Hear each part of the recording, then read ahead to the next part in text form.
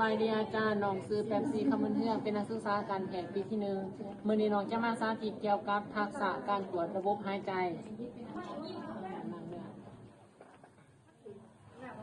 สบายดีน้องซื้อแป๊บซี่คำมันเทืองเด้อเป็นนักศึกษาการแพทย์ปีที่1มื้อนี้น้องขออนุญาตสอบถามประวัติและก็กวดพยานให้อายเด้ออายซื้อหยังเด้อายุจักปีปัจจุบันอยู่บ้านใดเด้เมืองใดเด้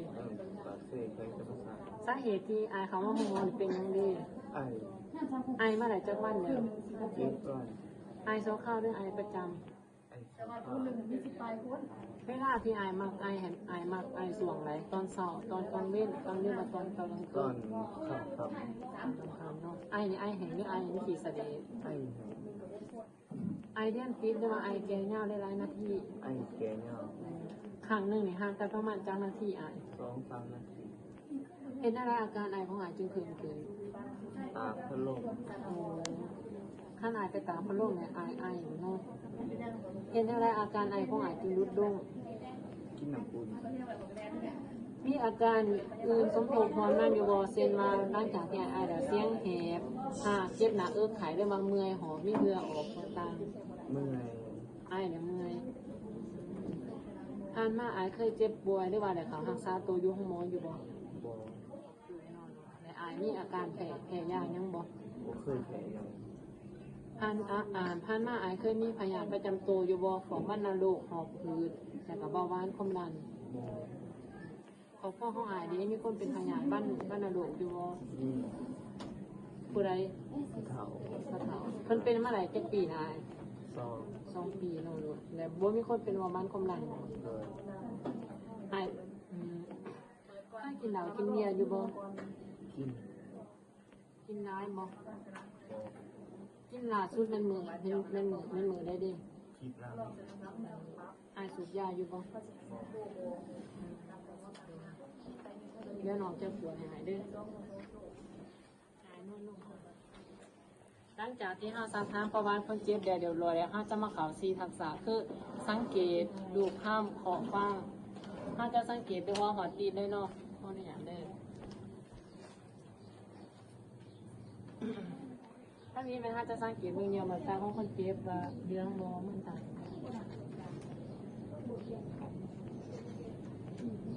จากนั้นไม่ท่านจะสังเกตว่าปีกหลังของคนเจ็บว่าปีงบอหรือว่ายิ้มซบมีอาการ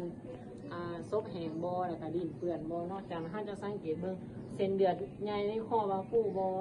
แล้วมาสังเกตเบื้องของคนเจ็บว่ามีการสวดแต่กระดูกบอพร้อมกับสังเกตเบื้องท้องคนเจ็บว่า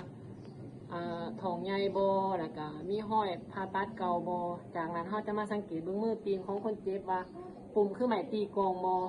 สุดท้ายเขาจะมาสังเกตก็คือขาแข็งของคนเจ็บมีการบวมบอโดยหลังจากเขาสังเกตแล้วเรียบร้อยเขาจะมาดูข้ามเขาอย่างไรนั่นเลยกินน้ำทางไหนเนี่ย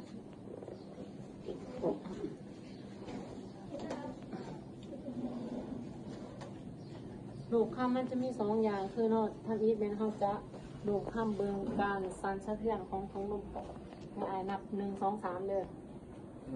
2 3 1 2 3 จากนั้นถ้าจะมาสังเกตมาดูข้ามเบื้องการขยายตัวของท้องลมปอดทั้ง2 ขางเนาะอยู่กระดูกขางที่9หรือที่10เนาะ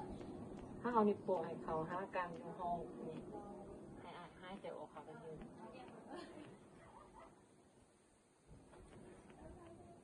สังเกตว่าปุ่มมือทั้ง2 เบื้องมันออกและเข้าพร้อมกันเนาะจากนั้นเราจะมาเคาะ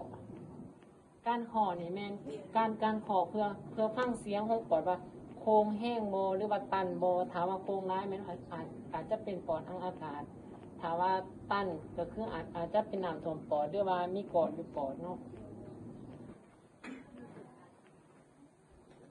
การเคาะให้ถ้าจะเคาะตามวางกระดูกหางของคนเจ็บ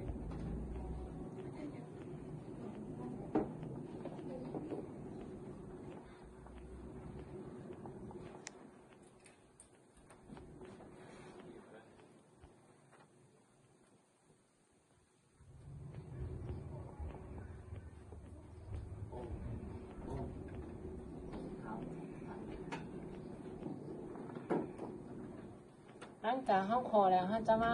ฟังคือฟังแม่นเฮาจะฟังเสียงของปอดเพื่อว่าสอกหาเสียงที่ผิดปกติ การฟังปอดเนี่ยเฮาจะฟังอยู่7จุดหายใจเข้าออกคือปอดหลายเด้อก้มหน้าลงนั่นหายใจเข้า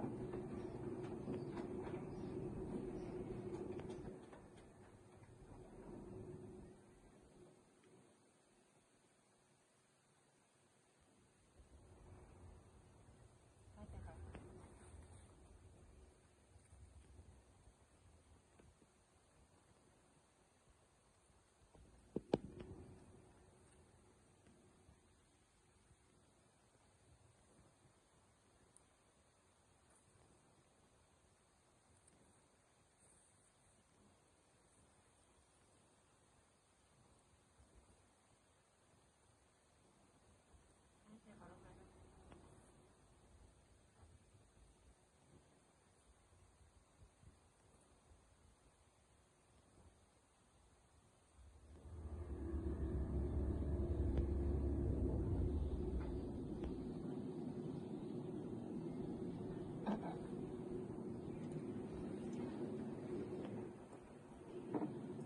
โดยเมื่อนี้การสาธิตทักษะการกดระบบหายใจของน้องก็จบลงแล้วพอกับใจ